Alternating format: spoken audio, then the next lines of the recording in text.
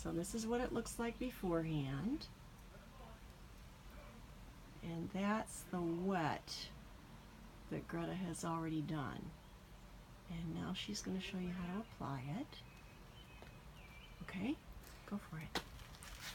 Okay, so I use anywhere from a pancake batter to like a brownie batter, or a little bit more sludgy for the really sticky parts where you have to really cram it in there. But really all you do is smudge it on. With your gloves. With the gloves, and for my application, I'm making it flush, the grout lines or the mortar lines flush with the brick for the most part, and then kind of irregular. So I get it in there for any of the spots where it's really lacking grout and I have to fill it in, like down here, I'll really use the thicker grout to get it in there, a thicker mortar to get it in there so that it stays. But you're just gonna wanna brush it around. Make sure that you get the line you're looking for. For mine, I want the edges to be fairly clean lines. Again, I'm trying to do a kind of a regular, so if it's not exactly perfect, that's okay. And then I've gone kind of thin for the application, and then you can always come back and add, but it's really hard to take away. So it's important to get your lines clean before they cure.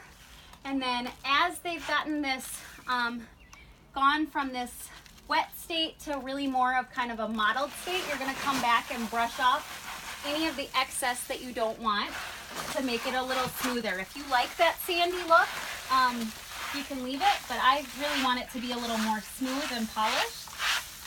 So that's when I come back and kind of knock that off. Okay, and we're going to take a look at the difference between the wet. That is still wet up there. This was done maybe an hour and a half ago. Unfortunately, the peak is in shade right now, so you can't see that altogether too well.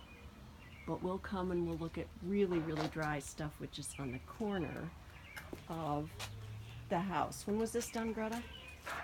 Probably 5 days ago. Okay. So it's fully cured. The other thing to keep in mind if you're doing top level stuff is make sure you do your top first, as you're gonna drop a lot of mortar down.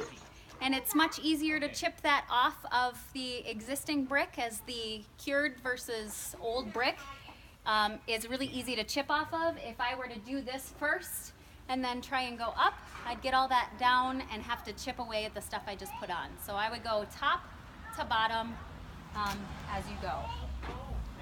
And also the frog tape is awesome. It leaves really great clean lines with the mortar.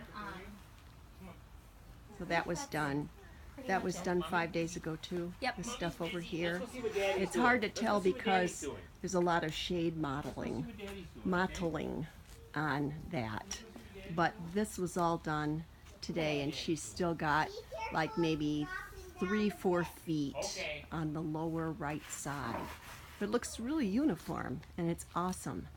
And she did the front 2 columns next to the garage earlier today too. This morning. That tall side was 5 days ago. And this side was yesterday? This side was 5 days ago, and then this morning was this bottom part. Okay, and then wow. And then you did all of this. Yep. So you did this whole thing with a bag and a half, right?